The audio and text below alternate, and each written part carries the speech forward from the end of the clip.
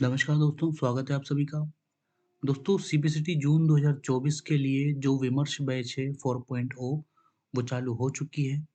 आप में से जो भी विद्यार्थी इच्छुक है इस बैच को ज्वाइन करने के लिए, वो नीचे दिए गए जो नंबर हैं 8461843534 इन पे व्हाट्सएप के माध्यम से जो भी जानकारी चाहिए वो जानकारी ले सकता है। और प्राइस इसका बहुत ही कम रखा गया है, 499 ओनली इसका जो है प्राइस रखा यहाँ पे गया है। तो जैसा कि आप सभी जानते हैं कि अभी जून का जो कैलेंडर है वो जारी नहीं हुआ है, चूँकि इलेक्शन चल रहे हैं तो बहुत जल्द इलेक्शन के बाद आपका कैलेंडर है वो जारी हो सकता है। लेकिन इसका मतलब ये नहीं कि हम लोग पढ़ाई छोड़ दें या फिर तैयारी करना बंद कर दें, आपको तैयारी कंटिन्यू करनी पड़ेगी। तो उसी तारतम्य में आज जो हम क्लास पढ़ने वाले हैं, वो हमारी यही रहेगी कि हम सीपीसीटी के जो महत्वपूर्ण प्रश्न हैं, उन प्रश्नों को पढ़ेंगे और उसमें आज हम पढ़ने वाले हैं डेटा प्रतिनिधित्व और संख्या प्रणाली से संबंधित कुछ क्वेश्चंस को। तो देखिए पहला जो क्वेश्चन है वो हमारा आपकी स्क्रीन पे लिखा हुआ है। मैं इसको सॉल्व करने के लिए पेन यहाँ पे ले लेता हूँ। पहला क्वेश्चन हमारा क्या दिया हुआ है? तो जो पहला क्वेश्चन हमारे यहाँ दिया हुआ है वो है कि बिट का मतलब क्या है? बहुत बेसिक सा ही क्वेश्चन है। बिट का जो मतलब है वो क्या है? बाइनरी डिजिट है, दूसरा है बाइनरी नंबर है, तीसरा है कंप्यूटर का एक भाग या फिर इनमें से कोई नहीं। तो इसका जो राइट आंसर है वो हमारा क्या हो जाएगा? एक बाइनरी डिजिट हो जाएगा। चलिए इसके बाद देखते हैं दूसरा क्वेश्चन।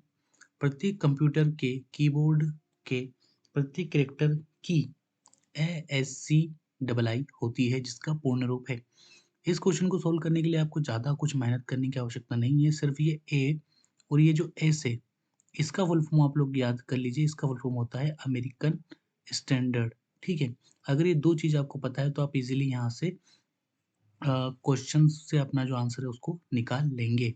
फुल फॉर्म इसका क्या हो जाएगा? American standard for code for information interchange. चलिए थर्ड नंबर का क्वेश्चन हम लोग यहाँ पे देख लेते हैं।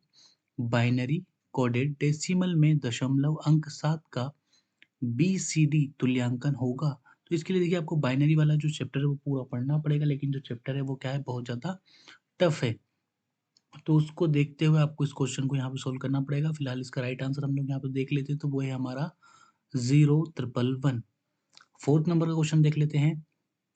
एक्सटेंडेंट बीसीडी में कुल कितने कैरेक्टर निरूपित किए जा सकते हैं? कितने कैरेक्टर यहाँ पे निरूपित किए जा सकते हैं? तो इसका जो राइट आंसर है वो हमारा क्या हो जाएगा? सी 256 कैरेक्टर हमारे क्या किए जा सकते हैं? यहाँ पे निरूपित किए जा सकते हैं। चलिए आगे देखते हैं। सुपर कंप्यूटर के लिए शब्द लंबाई की परास होती है। तो कितनी होती है? तो 16 बिट होती है, 32 बिट होती है, 64 बिट होती है या फिर 128 होती है। तो इसका राइट आंसर है वो हमारा क्या हो जाएगा? सी हो जाएगा, यानी कि कितनी होती है? 64 बिट हमारी यहाँ पे होती है। चलिए आगे देखते हैं। कंप्यूटर में डेटा स्टोर करने तथा गणना करने के लिए किस नंबर सिस्टम का प्रयोग किया जाता है? तो इसका जो राइट आंसर है वो हमारा क्या हो जाएगा? दशमलव हो जाएगा, या फिर हमारा ऑक्टल हो जाएगा, या फिर बाइनरी हो जाएगा, या फिर हेक्साडेसिमल हो जाएगा। तो इसका जो राइट आंसर है वो हमारा क्या हो जाएगा? बाइनरी हो जाएगा। चलिए देखते हैं, एक बाइट से कितने मूल्य निरूपित किए जा सकते हैं? तो एक बाइट से कितने मूल्य निरूपित किए जा सकते हैं? तो इसका जो राइट आंसर है वो हमारा क्या हो जाएगा? यहाँ पे इसका जो राइट आंसर है वो क्या हो जाएगा? हमारा एक बाइट से 8 जो इसका राइट आंसर हमारे यहाँ पे हो जाएगा। एक byte is equal to 8 bit होता है, शायद आप लोग इसको जानते होंगे। 8वें नंबर का क्वेश्चन है। 1 मेगाबाइट लगभग के समान होता है। तो आपको यहाँ पे एक पूरा ट्री होता है जो कि हमारा बिट से स्टार्ट होता है। Bit, byte, kilobyte, megabyte, gigabyte, terabyte तक वो चलता है। तो वो ट्री आपको यहाँ पे देखना पड़ेगा। इसका आंसर आप यहाँ पे इजीली लगा सकते हैं। तो इसका जो राइट आंसर है फिलहाल क्या हो जाएगा? हमारा 2000 बाइट्स हो जाएगा। चलिए आगे देखते हैं। कंप्यूटर मेमोरी की सबसे छोटी इकाई क्या कहलाती है? तो वही है कि पूरा ट्री आपको पता होना चाहिए। तो आप इजीली इसका आंसर यहाँ पे लगा सकते हैं। इसका जो राइट आंसर है वो क्या हो जाएगा? बिट हो जाएगा। एक बाइट मिलाकर 1 किलोबाइट बनता है। तो ये सिंपल है कि सब 1024 ही इसका राइट आंसर यहाँ पे रहने वाला है। 1024 किलोबाइट इज इक्वल टू एक मेगाबाइट, और 1024 byte is equal to 1 kilobyte. चलिए 11वें नंबर में देख लेते हैं, इनमें से कौन सा यूनिट स्टोरेज मापने के उपयोग में लाया जाता है? तो देखिए यूनिट मापने के लिए उपयोग में, स्टोरेज मापने के लिए उपयोग में क्या लाया जाता है? तो इसका राइट आंसर क्या हो जाएगा हमारा? टीबी हो जाएगा। क्या हो जाएगा? टीबी हो जाएगा। बाइनरी अंक के अंतर्गत जिस संख्या विधि पर काम किया जाता है उसे क्या कहा जाता है? उसे क्या कहा जाता है? तो उसका जो राइट आंसर है वो हमारा क्या हो जाएगा यहाँ पे? दशमलव हो जाएगा, या फिर बाइनरी हो जाएगा, बाइट हो जाएगा, या फिर बिट हो जाएगा। तो इसका जो राइट आंसर है वो हमारा क्या हो जाएगा? बाइनरी हो जाएगा। चलिए आगे देखते हैं।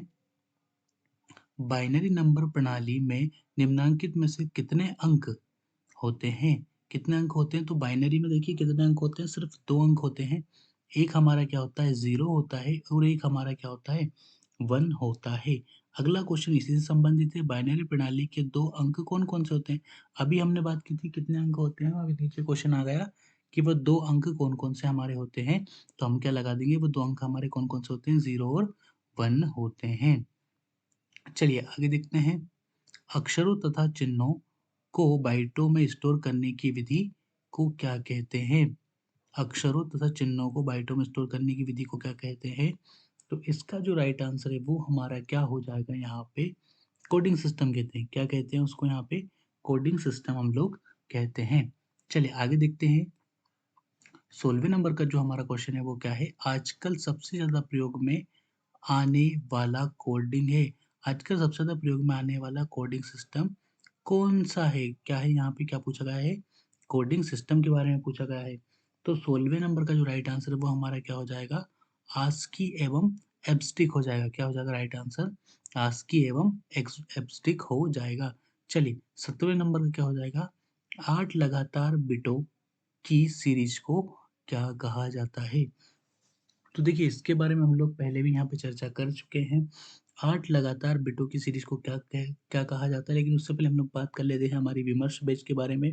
तो यदि आप लोगों को लगता है कि ये जो प्रश्न हम लोग यहाँ पे पढ़ रहे हैं कहीं न कहीं आपके लिए महत्वपूर्ण है, तो आपको विमर्श बैच ज़रूर जॉइन करनी चाहिए। देखिए 499 कोई बहुत बड़ी राशि नहीं है। जब आप एग्ज़ाम को पास कर लेंगे तो कहीं न कहीं आपको बहुत ज़्यादा हेल्प उस स्कोर कार्ड के माध्यम से मिलने वाली है।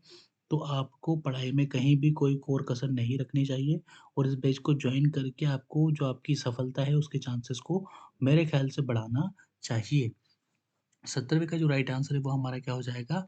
बाइट हो जाएगा। 8 लगातार बिटों की सीरीज को क्या कहा जाता है? तो बाइट कहा जाता है।